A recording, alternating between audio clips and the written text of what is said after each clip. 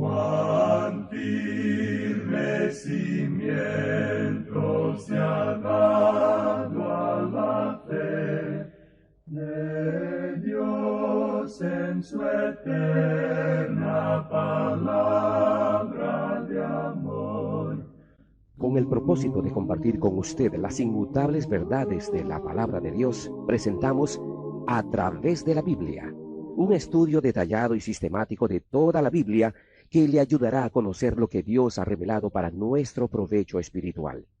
Estos estudios bíblicos fueron diseñados y elaborados por el Dr. J. Vernon McGee, versado maestro de la Biblia, quien dedicó la mayor parte de su vida a la enseñanza clara y sencilla de la palabra de Dios.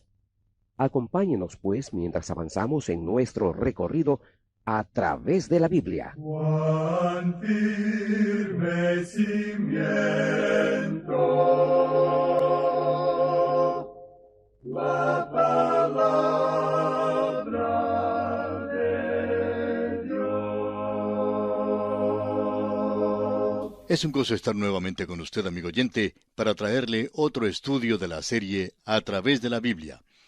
Continuamos hoy, amigo oyente, estudiando el capítulo 12 del Evangelio según San Lucas, y comenzaremos leyendo los versículos 28 y 29, que dicen: Y si así viste Dios la hierba que hoy está en el campo, y mañana es echada al horno, ¿cuánto más vosotros, hombres de poca fe? Vosotros, pues, no os preocupéis por lo que habéis de comer, ni por lo que habéis de beber, ni estéis en ansiosa inquietud. Si usted, amigo oyente, es hijo de Dios, no se preocupe por lo que tiene que comer o por lo que tiene que beber, ni cómo se va a vestir. Confíe en Dios porque Él ha prometido cuidar a sus hijos. Lo importante es que usted y yo busquemos primeramente el reino de Dios, como dice el versículo 31. Es necesario que usted y yo busquemos la voluntad de Dios y la obedezcamos, nos sometamos a ella y entonces Él suplirá todas estas cosas como lo ha prometido. Pasemos ahora al versículo 35 y leamos hasta el versículo 40 de este capítulo 12 del Evangelio según San Lucas. Estén ceñidos vuestros lomos y vuestras lámparas encendidas, y vosotros sed semejantes a hombres que aguardan a que su señor regrese de las bodas, para que cuando llegue y llame, le abran enseguida. Bienaventurados aquellos siervos a los cuales su señor, cuando venga, halle velando. De cierto os digo que se ceñirá y hará que se sienten a la mesa y vendrá a servirles. Y aunque venga a la segunda vigilia, y aunque venga a la tercera vigilia, si los hallare así, bienaventurados son aquellos siervos. Pero sabed esto, que si supiese el padre de familia a qué hora el ladrón había de venir, velaría ciertamente y no dejaría minar su casa. Vosotros, pues, también estad preparados, porque a la hora que no penséis, el Hijo del Hombre vendrá. En el Oriente, un novio asistía a una cena de bodas con sus amigos y luego salía para buscar a la novia en su hogar. Se esperaba que los siervos del novio fueran vestidos para su trabajo y que tuvieran encendidas sus lámparas para la procesión de regreso. Toda la preparación para las bodas era un símbolo de la preparación para el regreso del novio. Ahora, el novio en esta parábola es Cristo y la novia es la iglesia. Cuando la figura cambia del novio al ladrón, es para dar más énfasis sobre el elemento de una aparición inesperada.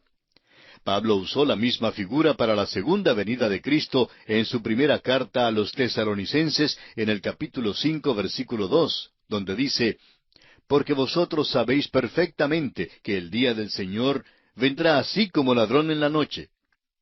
Consideremos ahora la comprobación de los siervos a la luz de la venida de Cristo. ¿Todavía tiene usted su Biblia abierta? Bueno, amigo oyente, espero que sí, porque, como lo hemos señalado antes, es importante que usted vaya leyendo juntamente con nosotros los textos que estamos considerando. Y vamos a leer ahora los versículos 42 y 43 de este capítulo 12 del Evangelio según San Lucas. Y dijo el Señor: ¿Quién es el mayordomo fiel y prudente al cual su señor pondrá sobre su casa para que a tiempo les dé su ración? Bienaventurado aquel siervo al cual, cuando su señor venga, le halle haciendo así. Esta es una de las parábolas sobresalientes que nos enseña que debemos estar trabajando cuando venga el Señor. Muchos creen que el Señor viene pronto, y por tanto están esperando tranquilamente en lugar de estar trabajando. Amigo oyente, debemos vivir como si el Señor no viniera por 1000 años. Vamos a dejar de tratar de fijar una fecha para su venida y cerciorémonos de estar siempre preparados para su venida. La esperanza bienaventurada es la venida de Cristo. Y como la joven que hace su colección de cosas en la esperanza de usarlas cuando se case, pues debemos llenar nuestra colección de buenas obras que algún día podamos poner a sus pies. Ahora mismo es cuando debemos estar ocupados por Él. Anticipémonos a escuchar las palabras de aprobación de nuestro Salvador en su segunda venida, cuando nos diga, según el versículo 43, «Bienaventurado aquel siervo al cual, cuando su Señor venga, le halle haciendo así». Y leamos desde el versículo 44 hasta el 46 de este capítulo 12 de Lucas, donde dice, «En verdad os digo que le pondrá sobre todos sus bienes.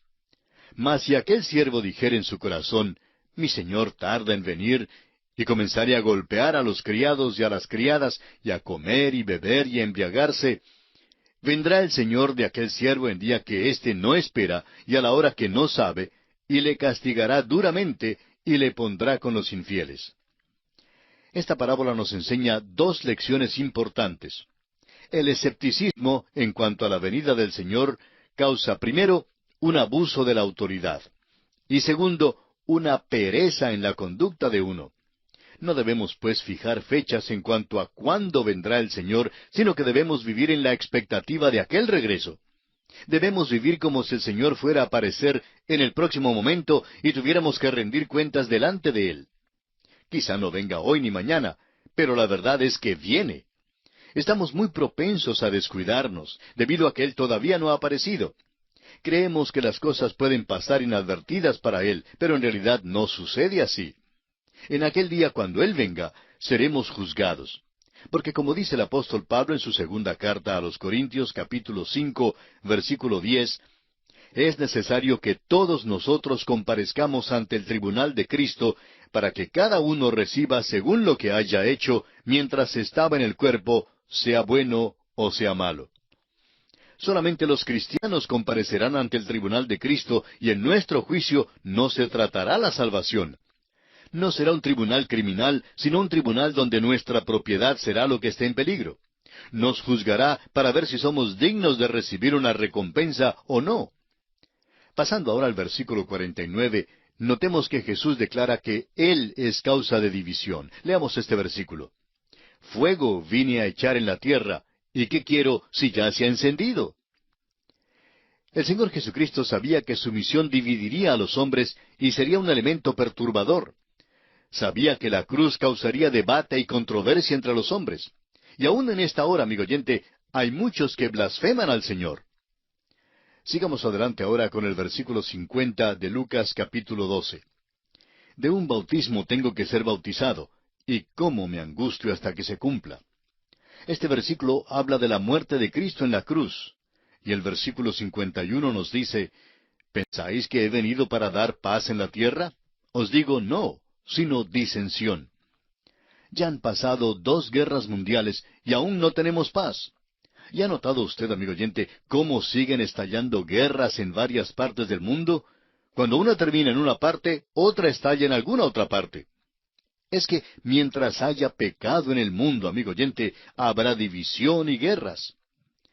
Isaías 57:21 nos dice, «No hay paz, dijo mi Dios, para los impíos». No habrá paz en la tierra, amigo oyente, hasta cuando el Señor venga otra vez. Leamos ahora los versículos 52 y 53 de este capítulo 12 de Lucas. «Porque de aquí en adelante 5 en una familia estarán divididos, 3 contra 2 y 2 contra 3. Estará dividido el padre contra el hijo y el hijo contra el padre, la madre contra la hija y la hija contra la madre, la suegra contra su nuera y la nuera contra su suegra». Cuando una persona recibe a Jesucristo como su Salvador personal, es separado inmediatamente de los incrédulos que quedan a su alrededor. Y eso siempre ocurrirá, no importa si son parientes o amigos. Y esa es la separación de la cual Jesús está hablando aquí. Ahora, en los versículos 54 al 56, Jesús continúa exhortando, Y decía también a la multitud, cuando veis la nube que sale del poniente, luego decís, agua viene, y así sucede. Y cuando sopla el viento del sur decís, hará calor, y lo hace. Hipócritas, sabéis distinguir el aspecto del cielo y de la tierra, ¿y cómo no distinguís este tiempo? Y nosotros, a la luz de este pasaje bíblico, necesitamos reconocer, amigo oyente, la clase de tiempo en el cual estamos viviendo. El hombre se cree lo suficientemente grande y bueno como para lograr la paz en la tierra. Esta no es más que una falacia. El hombre, amigo oyente, es atizador de las guerras. Las Naciones Unidas fue formada para lograr la paz y mantener la paz en la tierra. Pero, amigo oyente, hoy en día las Naciones Unidas es uno de los mayores campos de batalla en todo el mundo. Necesitamos, pues, darnos cuenta que no habrá verdadera paz en el mundo sino hasta cuando Cristo vuelva. Pero, entre tanto, aquellos que creemos en Cristo Jesús, aquellos que le hemos aceptado como nuestro Salvador personal, podemos disfrutar de una verdadera paz interior como Él lo prometió en Juan 14:27, cuando dijo, «La paz os dejo, mi paz os doy. Yo no os la doy como el mundo la da. No se turbe vuestro corazón, ni tenga miedo». Y así, amigo oyente, concluimos nuestro estudio de este capítulo 12 del Evangelio según San Lucas. Y llegamos entonces al capítulo 13. En este capítulo veremos que Cristo predica el arrepentimiento. Consideraremos también la higuera estéril, la sanidad de la mujer encorvada, la parábola de la semilla de mostaza y de la levadura, la puerta estrecha, y finalmente veremos que Cristo reprende a Herodes y a Jerusalén. Ahora, solo Lucas registra el incidente en el cual Jesús sana a la mujer encorvada en la sinagoga en el día de reposo. En este capítulo, el doctor Lucas relata algunas cosas en cuanto al ministerio de nuestro Señor que no se mencionan en ninguna otra parte. Leamos pues los primeros 5 versículos de este capítulo 13 de Lucas. En este mismo tiempo estaban allí algunos que le contaban acerca de los Galileos, cuya sangre Pilato había mezclado con los sacrificios de ellos. Respondiendo Jesús les dijo, ¿pensáis que estos Galileos, porque padecieron tales cosas, eran más pecadores que todos los Galileos? Os digo, no. Antes, si no os arrepentís, todos pereceréis igualmente. ¿O aquellos 18 sobre los cuales cayó la torre en Siloé y los mató, pensáis que eran más culpables que todos los hombres que habitan en Jerusalén? Os digo, no. Antes, si no os arrepentís, todos pereceréis igualmente. Este pasaje tiene varias lecciones buenas para nosotros. La primera nos enseña que cuando algún cristiano tenga cuitas o problemas más allá de lo común y corriente, y realmente son muchos los que se encuentran en esta situación, no debemos interpretarlo como si esta persona fuese mayor pecador que los demás, porque las dificultades que vienen no siempre es como resultado de sus pecados. El otro lado de la moneda es que el simple hecho de llegar a ser cristiano no le inocula automáticamente a uno contra las dificultades. Usted no pasará por la gran tribulación de 7 años mencionada en Apocalipsis, pero si usted es cristiano, sí le vendrán las pequeñas tribulaciones de esta vida. Ahora, otra cosa que debemos ver es que cuando las dificultades vienen a otros y no le vienen a uno, eso no significa que uno sea superior a los demás. Quizá Dios esté permitiendo que uno vea la dificultad de otro para estimularlo a uno a acercarse a Dios.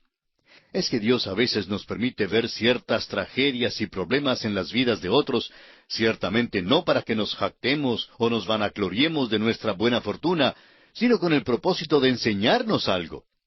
No pretendo decir específicamente cuál sea la lección que Dios tiene para usted. Solo quiero señalar el hecho de que Dios tiene una lección para cada uno de nosotros. Y llegamos ahora a la parábola de la higuera aquí en los versículos 6 al 9 de este capítulo 13 de San Lucas. Dijo también esta parábola. Tenía un hombre una higuera plantada en su viña, y vino a buscar fruto en ella, y no lo halló. Y dijo al viñador, He aquí hace 3 años que vengo a buscar fruto en esta higuera, y no lo hallo. Córtala. ¿Para qué inutiliza también la tierra? Él entonces respondiendo le dijo, Señor, déjala todavía este año, hasta que yo cabe alrededor de ella y la abone. Y si diere fruto, bien, y si no, la cortarás después. Ha habido mucha discusión en cuanto al significado de esta higuera, pero creemos que la higuera estéril es simbólica de la nación de Israel. El dueño de la higuera esperaba que produjera fruto, pero grande fue su decepción cuando la encontró estéril. Siendo que no era productiva, el dueño quiso actuar en juicio y cortarla. Ahora el viñador intercedió a favor de la higuera y rogó pidiendo otra oportunidad para ver si producía. El dueño concordó en darle otra oportunidad al árbol. Esto, por supuesto, es un cuadro de Israel. Dios le dio a la nación otra oportunidad para apartarse de su rebelión y esterilidad, antes de caer bajo el juicio de Dios. Es interesante notar que Israel no puede vivir en su propia tierra hoy en día en paz con sus vecinos mientras continúa rechazando a Dios. No fue Alemania en el pasado, ni son sus vecinos presentes los que le causan tantos problemas a Israel. Es Dios. Israel es el pueblo escogido de Dios. Él los traerá de vuelta a la tierra algún día en fe y en credulidad. Ellos están en la tierra hoy en día en incredulidad y no tienen paz. Esta es la evidencia de la mano de Dios obrando en los asuntos del mundo. Tenemos ahora el caso en el cual Jesús sana a la mujer encorvada. Leamos los versículos 10 al 14 de este capítulo 13 de Lucas. Enseñaba Jesús en una sinagoga en el día de reposo, y había allí una mujer que desde hacía 18 años tenía espíritu de enfermedad y andaba encorvada, y en ninguna manera se podía enderezar. Cuando Jesús la vio, la llamó y le dijo, «Mujer, eres libre de tu enfermedad». Y puso las manos sobre ella, y ella se enderezó luego y glorificaba a Dios. Pero el principal de la sinagoga, enojado de que Jesús hubiese sanado en el día de reposo, dijo a la gente, «6 días hay en que se debe trabajar. En estos, pues, venid y sed sanados, y no en día de reposo». Esta mujer sufría uno de los casos peores de enfermedad que se relata en la Biblia. Tenía una enfermedad seria. Ahora, el problema no surgió porque el Señor la sanó, sino porque la sanó en el día de reposo. Y esto fue lo que causó tantas contiendas entre el Señor y los príncipes religiosos. Este es uno de los casos de enfermedad anotados por el doctor Lucas, pero es difícil traducir a nuestra terminología los síntomas que él describe. Dice que esta mujer sufría un espíritu de enfermedad que la había importunado por 18 largos años. Su enfermedad era crónica, y debido a esto había quedado encorvada. Esta pobre mujer no podía levantarse. Tenemos pues aquí a una mujer en una condición desesperada. Era una mujer miserable y desafortunada, ciertamente merecedora de nuestra compasión. Probablemente este era uno de los casos de enfermedad física más terribles que el Señor haya tratado aquí en la tierra. Ahora, note usted lo que dice el Señor en los versículos 15 y 16 de Lucas, capítulo 13. Entonces el Señor le respondió al principal de la sinagoga y dijo, «Hipócrita, cada uno de vosotros no desata en el día de reposo su buey o su asno del pesebre y lo lleva a beber. Y a esta hija de Abraham, que Satanás había atado 18 años, ¿no se le debía desatar de esta ligadura en el día de reposo?» Tenemos que confesar que no comprendemos por qué esta mujer había sido atada por Satanás. Al parecer no era una persona inmoral, y asistía con regularidad a la sinagoga aún estando en esa condición. Pues fue precisamente dentro de la sinagoga donde el gran médico le dijo, «Eres libre de tu enfermedad». Y como ya leímos en el versículo 13 de este mismo capítulo, el Señor puso sus manos sobre ella e inmediatamente se enderezó y glorificaba a Dios. El toque de Jesús en ella fue una ayuda a su fe. Ella hizo contacto con Cristo. Y amigo oyente, el contacto personal con Cristo Jesús, eso es lo importante. Esta mujer no había venido a la sinagoga con ninguna intención de ser sanada. Cuando fue sanada, la reacción del principal religioso fue algo realmente extraordinaria. Este hombre tenía más interés en la regla que en el hecho de que había sido liberada una pobre mujer que había sido encadenada por 18 años con esta terrible enfermedad. La cuestión del día de reposo era el punto más importante para estos príncipes religiosos. Había llegado a ser una carga demasiado grande para llevar. La cuestión del día de reposo todavía hoy es una cuestión de debates acalorados. Pero lo importante, amigo oyente, no es argüir en cuanto a la religión, sino aprender a vivirla. Y ahora leemos aquí en el versículo 17 de Lucas 13, al decir él, es decir, Jesús, estas cosas, se avergonzaban todos sus adversarios, pero todo el pueblo se regocijaba por todas las cosas gloriosas hechas por él. Parece que el pueblo, aunque le oyó con gozo, no parecía interesado en seguir a Jesús. Y también le es posible a usted, amigo oyente, llegar a ser tan religioso y endurecido a la vez en su voluntad que excluye a Jesús de su vida. Puede que sepa usted todas las respuestas sobre la religión y que sea un perito en argumentos, como lo eran estos príncipes religiosos, pero la pregunta verdadera es, ¿ha dejado usted alguna vez que Cristo Jesús entre en su corazón? No hay ningún sustituto para este paso. ¿Está usted acaso lleno de dudas? ¿O quizá perplejo o afligido? ¿Está tal vez encorvado como esta mujer con las cargas de la vida? Pues entonces, amigo oyente, este es precisamente el momento de acudir al Señor Jesucristo tal cual está, con todas sus cargas y pecados, y Él le sanará y le recibirá. Él quiere ser su Salvador. Acuda pues a Cristo Jesús en este momento y ábrale las puertas de su corazón, recibiéndole como su único y todo suficiente Salvador.